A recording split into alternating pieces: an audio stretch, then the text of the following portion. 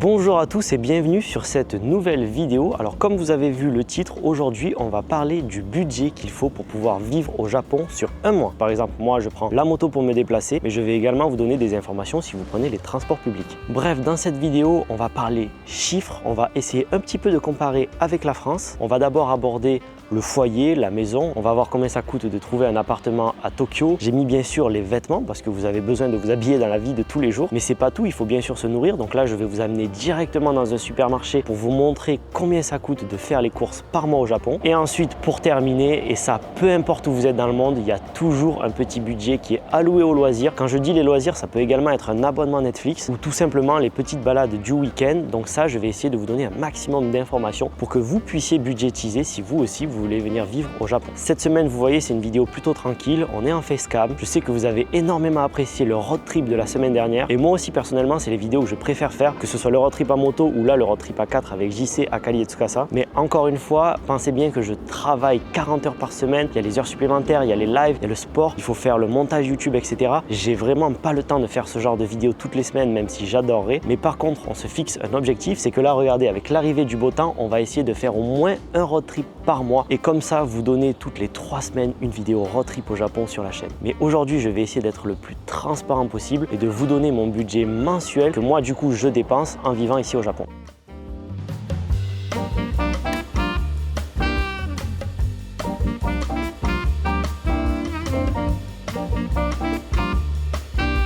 On va démarrer par le grand classique et peut-être le plus gros de votre dépense par mois, du moins un tiers si vous faites attention à vos dépenses, ça va bien sûr être le loyer. Attention, dans cette vidéo, comme je vous ai dit, je parle de mon cas à moi et je vais vous parler des loyers sur Tokyo. Donc Tokyo, c'est pas le Japon, comme Paris, c'est pas la France. Tokyo, c'est un peu plus cher et moi, je connais personnellement des Japonais qui vivent dans d'autres villes, qui sont aussi des grosses villes mais qui ne sont pas Tokyo et ils payent bien moins cher en loyer. Ou sinon, ils payent le même prix que moi mais ils ont littéralement 3 fois plus d'espace. En tout cas, moi, je paye environ 95 000 à 100 000 yens de loyer par mois. Attention parce que ça comprend ma place moto qui a 3 000 yens. Donc je vous affiche juste ici la conversion en euros. Mais sinon, si on calcule en pouvoir d'achat, 100 000 yens, c'est à peu près équivalent à 1000 euros. Donc voilà, moi je paye 100 000 yens de loyer par mois. Encore une fois, j'ai fait une vidéo spéciale dédiée à mon appartement qui a super bien marché. D'ailleurs, c'est la première vidéo de la chaîne. Donc si vous êtes intéressé par ce type de logement, je vous renvoie à la vidéo. Mais pour vous faire un bref résumé, moi je vis dans une sorte de share house un peu premium parce que j'ai mes propres toilettes, j'ai ma propre douche. Mais par contre, du coup, je vis quand même dans une sorte de petite chambre. Donc j'ai à peine 15-16 mètres carrés. C'est assez petit et il y a seulement la cuisine qui est partagée. Mais bref, c'est un style de logement un peu particulier. Mais par contre, 100 000 yens, on est à peu près sur la moyenne à Tokyo pour un studio. Il y a plusieurs critères qui vont jouer sur le prix du loyer. Ça va être l'ancienneté, tout simplement avec les normes pour les tremblements de terre, etc. Et notamment si vous êtes proche ou non d'une gare. Donc si vous vous éloignez et que vous prenez un appart un peu plus vieux, vous pouvez trouver sur Tokyo des studios à 60-70 000 yens. Sinon, en général, un studio, vous êtes entre 90 000 à 110 000 yens. Et quand je dis un studio, c'est du 25 mètres carrés. Encore une fois, si vous vous éloignez de certains quartiers, pour 120 000 yens, vous pouvez avoir des appartements de 40 mètres carrés, voire même 50 mètres carrés. Vous pouvez également trouver des pépites, etc. Mais là, c'est vraiment une moyenne. Pour un petit studio, vous êtes sur du 100 000 yens. J'avais cherché pas mal de 40 mètres carrés pour déménager et là, on était toujours au-dessus de 120 000 yens, parfois 140 000 yens et encore une fois, ça dépend de la localisation. Et là, je vous affiche juste ici le prix en euros, mais comme ça, vous avez les infos et vous pouvez un peu comparer avec votre ville en France. Bon, ça, c'est pour le loyer. Ensuite, bien sûr, il y a les charges. Les charges, vous savez quoi? On va pas se casser la tête. C'est eau, gaz, électricité. Si vous voulez connaître le budget des charges par mois, le classique, c'est une base de 10 000 yens environ. Moi, je paye un peu moins. Je suis dans les 7 à 8 000 yens. Ça va dépendre tout simplement parce que j'ai l'eau qui est compris dans ma share house. Mais en tout cas, autour de moi, que ce soit mes amis japonais ou mes potes français qui vivent au Japon, il y a une moyenne, il y a une tendance qui se tourne autour des 10 000 yens par mois. Et 10 000 yens par mois, ça fait ce budget en euros. Donc ça, c'est pour les charges. Et ensuite, je vous parle un petit peu des frais cachés. Et juste à titre d'information, je vous donne vite fait le prix d'entrée d'un appartement, même si c'est pas forcément à faire entrer dans un budget mensuel, parce que le budget mensuel, ça reflète votre vie au quotidien. Donc ça, c'est quelque chose qui arrive peut-être une fois tous les 2 ans. Mais en tout cas, pour rentrer dans un appartement, c'est à peu près un peu comme en France, au Japon, même si on entend beaucoup parler du fameux cadeau propriétaire, etc. Vous avez toujours une caution qui est équivalent à peu près à un mois de loyer, souvent des frais d'agence, mais en fait, ça va surtout être des frais d'agent qui sont équivalents à un mois de loyer. Donc vous allez devoir débourser 2 mois de loyer et parfois vous avez le fameux cadeau au propriétaire. Là, c'est vrai que ça peut coûter, c'est pas pas toujours un mois de loyer, parfois c'est 2, parfois c'est 3, voire 5 fois de loyer pour un cadeau au propriétaire quand vous voulez une grande maison. C'est du grand n'importe quoi, mais encore une fois, c'est pas le cas de tout le monde. Bon, toujours sur le foyer et la maison, il y a des frais qui sont pareils partout dans le monde. Ça va être Internet et le téléphone. Là, pour les abonnements téléphoniques et Internet, c'est pareil. Il y a des tendances, il y a une grosse moyenne générale qui se tire autour des 10 000 yens. Très souvent, c'est 7 000 yens pour Internet avec la fibre et ça va être 3 000 yens pour un forfait avec une vingtaine de gigas. Et vous allez payer un peu plus si vous voulez illimité. Si vous voulez illimité,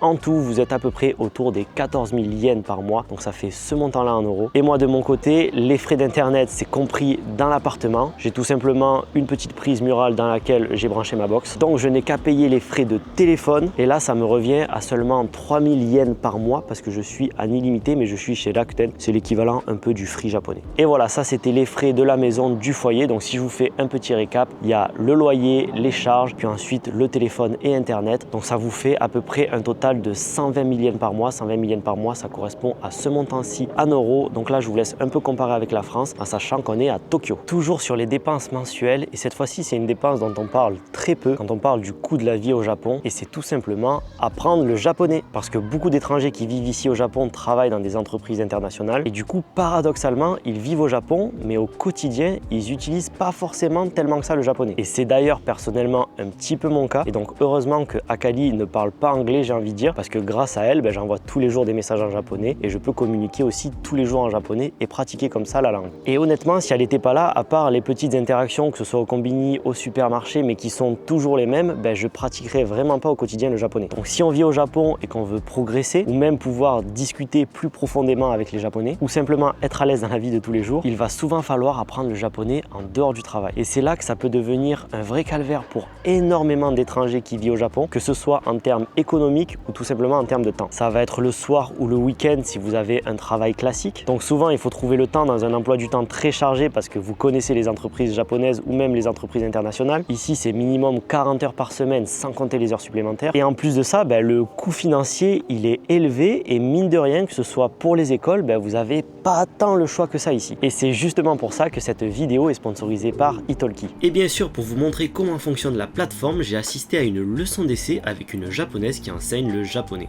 Ohayou gozaimasu. 日本だとみんな保険に入って、大体の人が 30% 支払いをしたら病院に行くことができるんですけど、フランスとかだとどういう支払い方法でしたか？保険は 100%。あ、そうなんですね。自分で払うけど、1ヶ月の後お金もらう。はいはい。帰ってくるんですね。Avec Italki, vous pouvez prendre des cours directement en ligne avec des professeurs natifs depuis chez vous. Vous avez qu'à choisir votre professeur, vous réservez un cours et ensuite vous apprenez à votre rythme. Donc là, vous avez compris, c'est simple, c'est accessible et en plus, vous n'avez pas à vous déplacer. Donc c'est pour ça que c'est génial. En plus, ce qui est cool, c'est que c'est pas valable qu'au Japon parce que vous avez des professeurs qui parlent des tas de langues, que ce soit japonais, coréen, anglais, peu importe. Mais surtout, c'est pour tous les niveaux et tous les budgets. Et sans abonnement, donc là, vous payez à la leçon. Donc encore une fois, c'est le plus flexible possible. Un moment où vous avez du temps, vous prenez une leçon, vous réservez et ensuite si vous avez aimé, vous pouvez tout simplement prendre une autre leçon, mais il n'y a pas d'abonnement. Donc c'est un peu à la carte. Et sinon moi ça fait déjà plusieurs mois que je travaille avec eux, donc j'ai assisté à pas mal de leçons et ce que je préfère forcément c'est que les cours ils sont personnalisés. Donc tout simplement vous avez un professeur qui va pouvoir s'adapter à votre niveau ou même à vos objectifs. Et donc ça veut dire que vous pouvez travailler ce que vous voulez. Et ça c'est le plus important. Vous avez des problèmes de compréhension, vous voulez travailler l'accent, la prononciation ou juste tout simplement le conversationnel, ça c'est quelque chose que vous pouvez gérer avec votre professeur parce que c'est personnalisé. Donc si vous aussi vous voulez commencer le japonais ou tout simplement vous améliorer, je vous mets un lien en description et avec mon code Léo3, vous achetez pour 10 €, mais vous ne payez seulement que 5 € pour votre première leçon. Et par contre, attention, l'offre est limitée aux 50 premiers utilisateurs, donc ne tardez pas. En tout cas, merci beaucoup à Italki de sponsoriser cette vidéo. Ça me fait vraiment plaisir de travailler avec une entreprise comme eux qui propose un service de qualité et c'est pour ça que je vous recommande personnellement vraiment leur plateforme si vous aussi vous voulez apprendre une langue ou tout simplement progresser. Mais bref, nous on retourne à notre vidéo et là on va parler d'un gros pôle des dépenses, ça va être se déplacer, que ce soit en transport public ou en voiture ou même moto. Et ça fait longtemps et je me suis dit rien de mieux pour cette petite partie que de vous embarquer avec moi sur la moto. Et donc vous allez me suivre dans mon trajet quotidien pour aller au travail et moi je vous prends en voix off pour vous expliquer tout ça. On se retrouve directement sur la bécane. Mesdames et messieurs, bienvenue à bord de cette Honda Rebelle et installez-vous bien parce qu'on va parler des frais de déplacement sur un mois au Japon. Et on démarre bien sûr sûr avec la partie voiture ou moto et on va parler directement du prix de l'essence. Ici au Japon, il y a 3 types de carburant, ça va être Regular, High-Oc, c'est tout simplement plus d'octane, donc c'est la différence entre SP95 et SP98 pour les deux. Et ensuite vous avez le diesel, c'est tout, c'est les 3 carburants, il n'y a pas de E85 etc comme en France. Et sinon pour le High-Oc, en ce moment on est environ à 170 yens par litre. Donc voilà, je vous affiche à l'écran à quoi correspond ce montant en euros. Vous voyez que c'est quand même bien moins qu'en France. Et ce même si on fait la conversion pouvoir d'achat. Ensuite, on passe à une dépense qui cette fois est plus élevée que comparée à la France. Ça va être les péages. Le coût des péages au Japon est plutôt cher. Et ça, je pense que ça vient des infrastructures qui sont plutôt complexes. Il y a énormément de tunnels, de routes qui sont surélevées et surtout les normes antisismiques. Mais bref, je vais vous donner 2 points de comparaison. Pour un Paris-Lyon, j'ai regardé, c'est à peu près 35 €. Donc n'hésitez pas à me dire dans les commentaires si je me trompe, tout simplement parce que ça fait longtemps que je ne suis plus en France. Je parle bien sûr de seulement un aller. Par contre, si vous faites un Tokyo-Osaka, c'est à peu près la même distance que Paris-Lyon, c'est-à-dire environ 500 km. Là, on est sur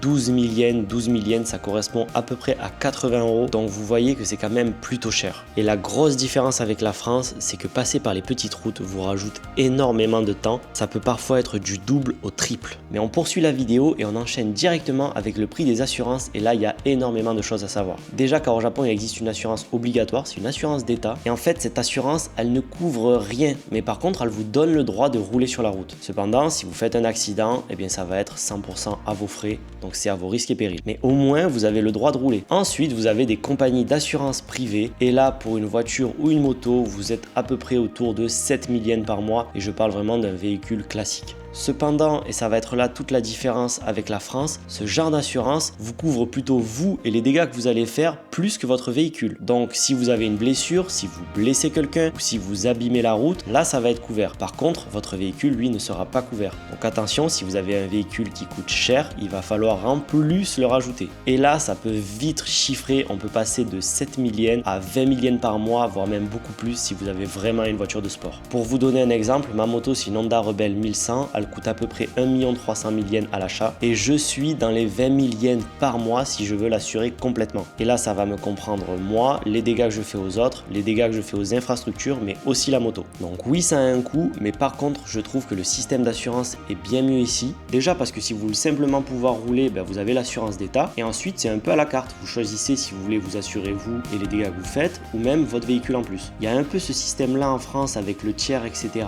Mais je trouve quand même qu'au Japon c'est un peu mieux fait et ça coûte aussi moins cher. Par contre maintenant on passe sur un point négatif du Japon, ça va être le prix des parkings. Alors là c'est plutôt propre à Tokyo et c'est super cher de se garer dans Tokyo. Ça c'est trop difficile de vous donner un tarif parce que ça peut vraiment être du kit au double voire même au triple. C'est-à-dire que dans certains parkings vous allez payer par exemple 200 yens pour seulement 30 minutes mais dans d'autres parkings pour 15 minutes vous allez payer 400 yens. Donc vous voyez que ça peut vite être très cher. Par contre il y a énormément de parkings qui plafonnent le montant à la journée, c'est-à-dire que sur un jour vous ne paierez pas plus de 2000 yens. Donc 2000 yens par jour ça fait ce montant à l'écran. Et ce qui est cool c'est que vous avez aussi des tarifs de nuit et là vous pouvez payer seulement 500 yens entre 19h et 7h du matin par exemple. Et là c'est quand même vraiment pas cher parce que 500 yens c'est à peu près 3 €. Ensuite on passe à toute la partie contrôle technique et entretien. Alors le contrôle technique au Japon ça s'appelle le shaken et comme en France il est environ tous les 2 ans. Cependant là où en France le contrôle technique coûte à peu près 90 €, encore une fois dites-moi en commentaire si je me trompe,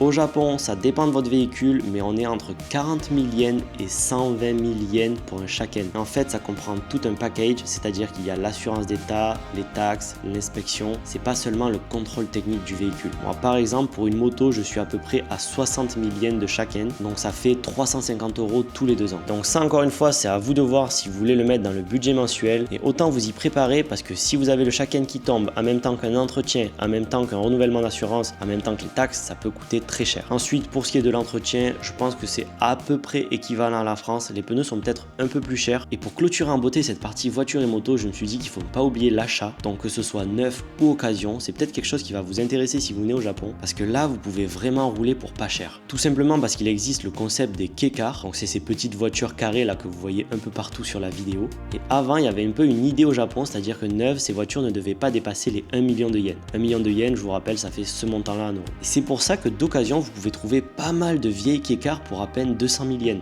Alors oui, vous n'aurez pas d'option dedans, mais vous pouvez rouler, vous avez la clim, en gros, vous avez vraiment le minimum. Donc ça, c'était pour la partie se déplacer en voiture ou moto, et maintenant, on va parler des transports publics. Donc ça peut être le train, le métro ou le bus. Alors en France, j'ai regardé, selon les villes, on est entre 90 à 40 euros par mois pour du tout illimité. Encore une fois, reprenez-moi en commentaire si j'ai dit des bêtises. Au Japon, souvent on entend que le prix est super cher et c'est vrai et c'est faux à la fois aussi. Je vais vous donner deux exemples. D'abord, un trajet à 400 yens, donc si vous calculez tous les jours, ça fait 800 yens. Si vous avez 22 jours de travail par mois, on est sur du 18 000 yens. Ça va être juste pour le travail, mais du coup, ça vous fait à peu près 105 euros. Ça, c'est vraiment si vous habitez à quelques stations de train de chez vous. Ensuite, je vous donne l'exemple inverse, donc un peu plus excessif, ça va être le trajet à 1200 yens. Donc là, tous les jours, vous êtes directement à 2400 yens et si vous travaillez 22 jours, ça fait un total de 52 800 yens. Et là, vous voyez, la différence est énorme parce qu'on passe à 320 euros par jour.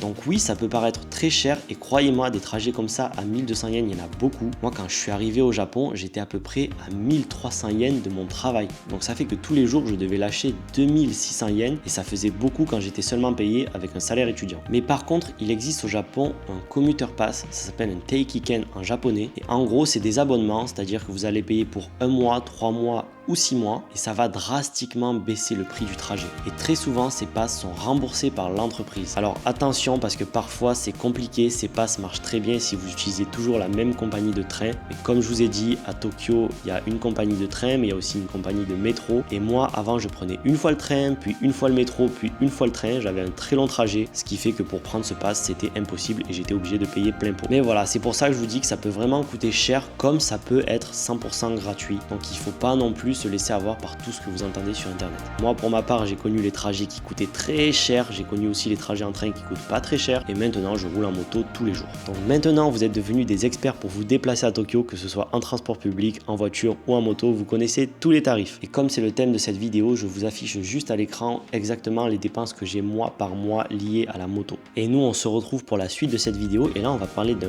gros budget de dépenses par mois au Japon, ça va être se nourrir.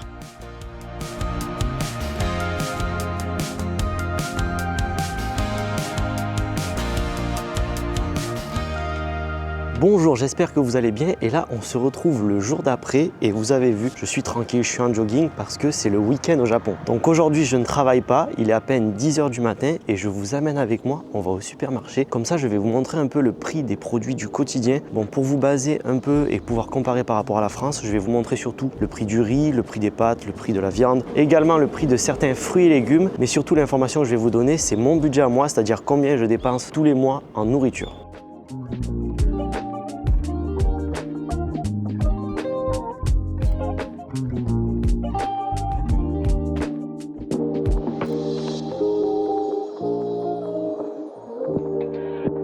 Bon, vous voyez là les fruits et légumes, il y en a vraiment pour tous les prix. Ça peut aller de 400 yens jusqu'à 600 yens et voire même 1300 yens pour les petits sets. Donc vraiment pour les fruits et légumes, il y a de tous les prix. Là les raisins, pareil, les prix varient énormément. Et pour 200 grammes, on est sur du 198 yens, donc ça fait à peu près 1,10 €. Et c'est la saison des fraises. Vous pouvez prendre une petite barquette pour 880 yens. En vrai c'est cher, c'est le supermarché, mais sachez qu'il y a plein d'autres magasins où les fruits sont bien moins chers. Donc vraiment les fruits chers au Japon, c'est quand même un mythe. C'est vrai qu'il y a des magasins où c'est super cher, vous avez des beaux fruits emballés et c'est des prix exorbitants, mais vous pouvez manger des fruits et légumes pour le même prix qu'en France, voire même moins cher si vous allez chez Papy et Mamie ou des magasins spécialisés.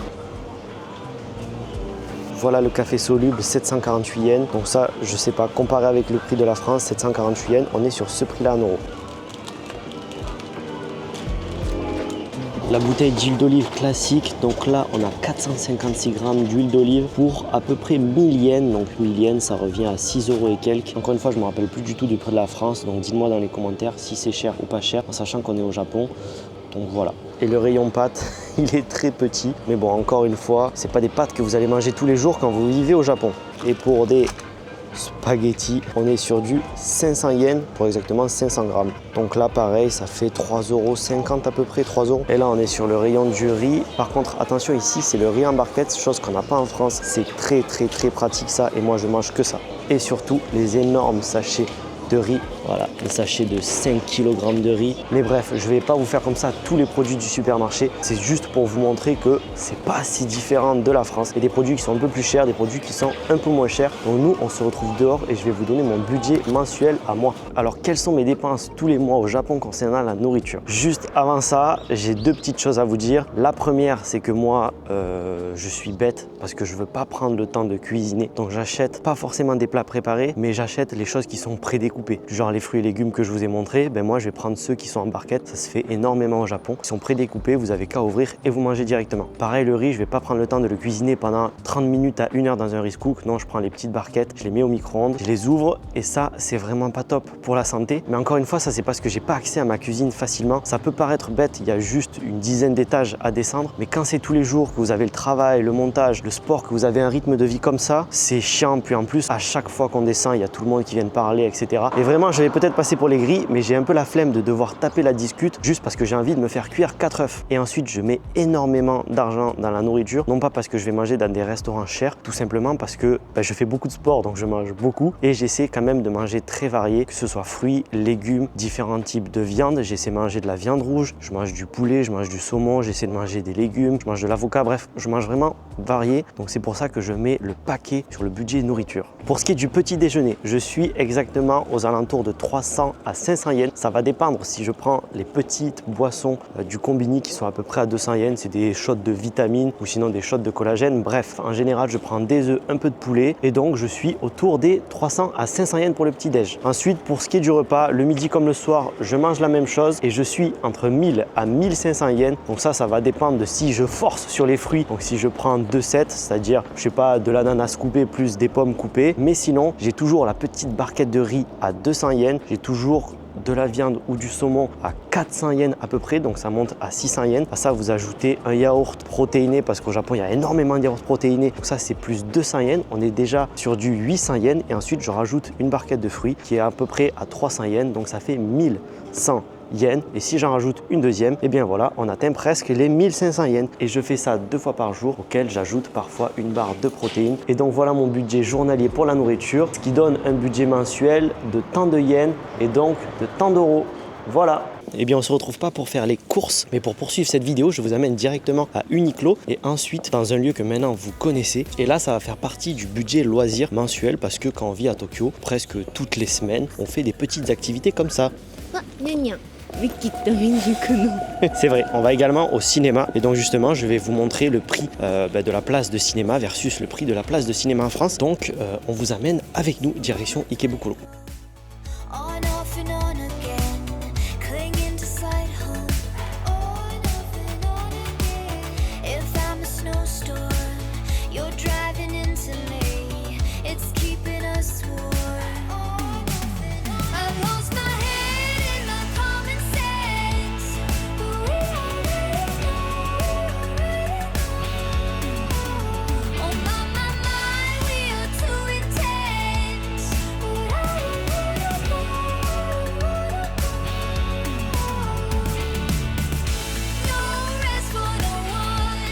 Bon, vous voyez, on est bien arrivé à Uniqlo et tout ça, c'est des t-shirts vraiment classiques, mais vraiment le classique du classique, c'est exactement ce que je porte et vous avez un peu toutes les couleurs et c'est vraiment pas cher. C'est 590 yens le t-shirt, donc 590 yens le t-shirt, ça fait ce montant-là en euros pour vous dire à quel point c'est pas cher, que ce soit en France ou au Japon. Sinon, vous avez la gamme Erism, elle est un peu plus travaillée, il y a un peu plus de technologie dedans. Ça, c'est fait pour l'été et souvent, c'est des t-shirts un peu plus oversize, un peu plus longs, un peu plus épais aussi, donc plus le grammage est lourd, plus c'est cher. Et là, ça va coûter dans les 2000 yens, donc 2000 yens, ça fait un peu plus de 10 euros.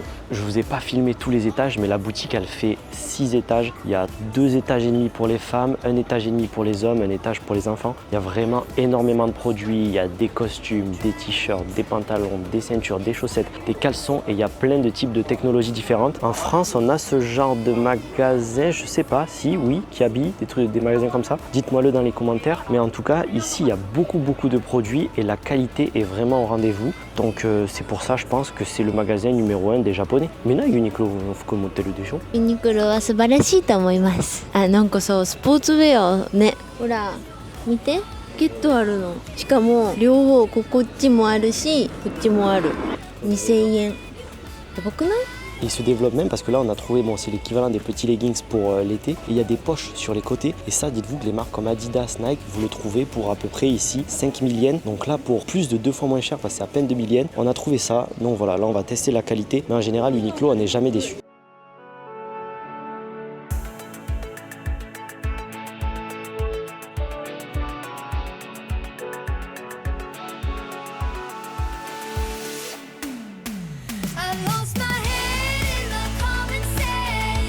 Là, on est dans le rayon des pantalons. Et bon, vous voyez, il y a tout un choix de couleurs. Et puis surtout, le prix, c'est 3900 yens. Donc, ça fait à peu près 25 € pour un pantalon. Et ça, c'est en général partout pareil. Les jeans aussi, ils sont à ce prix-là. Et par contre, vous pouvez en trouver pour 2 ou 3000 yens. Donc, c'est-à-dire que vous avez des pantalons entre 15 et 25 € environ. Ce qui fait que ça va, c'est vraiment pas cher pour la qualité que c'est. Et ici, vous pouvez trouver un ensemble. Pourquoi pour une trentaine d'euros, vous avez t-shirt, pantalon. Et vous rajoutez peut-être 10 €. Vous avez chaussettes, caleçons et tout ça. Donc, c'est vraiment un bon compromis ce magasin, et c'est pour ça que tous les Japonais s'habillent ici. N'hésitez pas à me faire une petite comparaison avec les prix de la France, parce que ça fait très longtemps que je ne suis pas allé faire les boutiques en France. Autant il y a des nouvelles enseignes qui ont ouvert, qui ont cassé les prix, etc. Mais en tout cas, ici, c'est vraiment un magasin de qualité et pas cher.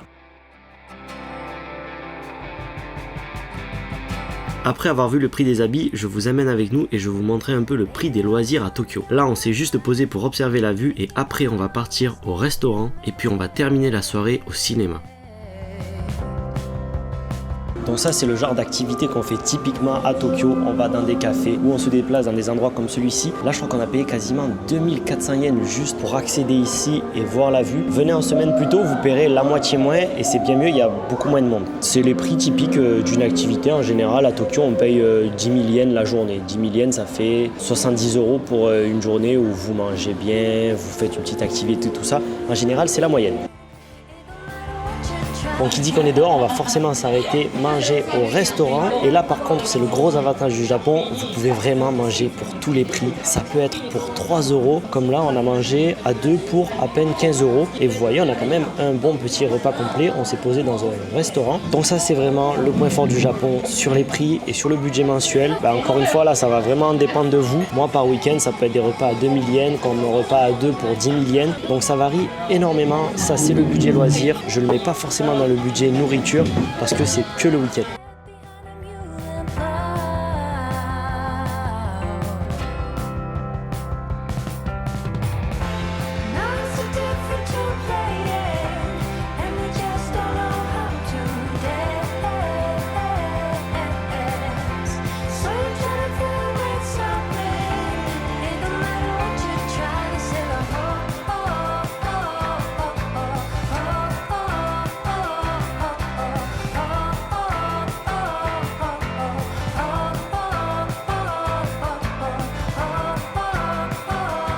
Au Japon, en mars, à 18 h, il fait déjà nuit et nous, on se retrouve pour aller voir Wicked. C'était un choix de madame, mais bon, parfois il faut faire des concessions et lui faire plaisir. Moi, en vrai, je m'en fous tant qu'on est au cinéma, qu'on fait une sortie, c'est agréable et j'ai hâte d'arriver parce qu'il y a du vent.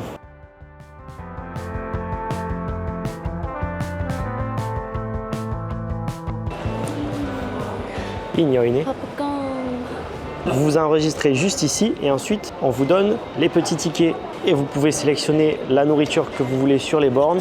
Et nous, on a pris beaucoup à manger, comme vous voyez, 2800 yens de bouffe.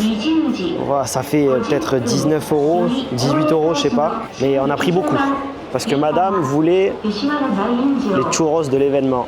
Donc là, vous voyez, on a le petit ticket pour la nourriture. On la pick up juste ici et après là-bas on a les tickets, on bip et ensuite on va s'asseoir là où on a réservé nos places. En vrai c'est un peu comme en France je crois. Et les prix, j'ai payé 2000 yens par personne, donc à 2 ça nous fait 4000 yens. 4000 yens, on est sur ce prix là. En sachant que tout comme en France, il y a des tarifs si vous êtes étudiant, il y a des tarifs pour des seniors, il y a aussi des tarifs pour les abonnés. Et quand je parle des abonnés, bien sûr je parle de vous, des abonnés de cette chaîne. Donc cliquez si vous ne l'êtes pas, comme ça vous aurez peut-être des réductions au cinéma, que sais-je.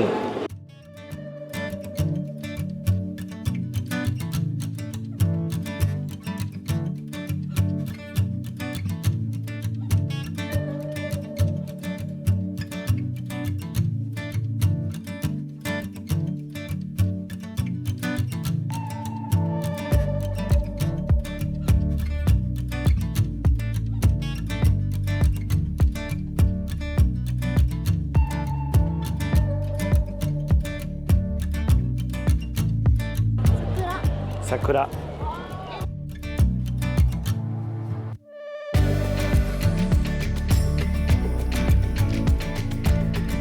Eh bien écoutez, on est déjà sur une fin de vidéo, j'espère qu'elle vous aura plu, j'espère aussi que vous aurez appris des choses, surtout si vous voulez venir vivre au Japon. Encore une fois, c'était mon budget, le vôtre sera peut-être différent, mais je pense avoir un budget à peu près classique. On va dire déjà que mon loyer est classique, j'ai un opérateur mobile qui correspond à Free. Pour ce qui est de la nourriture, j'alterne entre cuisiner, j'alterne aussi avec le combini, et vous avez vu comme ça de temps en temps le week-end je fais des petits restos, mais ça va pas être les restaurants à 100 € par personne. Donc c'est vraiment les petits restos classiques, il y a un peu de tout, il y a des restaurants de sushi à plateau tournant, il y a des ramen. Vous voyez, c'est vraiment classique. En tout cas, merci beaucoup à Italki d'avoir sponsorisé cette vidéo. Nous, on se laisse. Sinon, Jérémy a également sorti une vidéo sur sa chaîne sur le coût de la vie au Japon, mais en famille. Donc, n'hésitez pas à aller la voir. Et nous, on se fait des bisous. On se dit bye bye et à la semaine prochaine.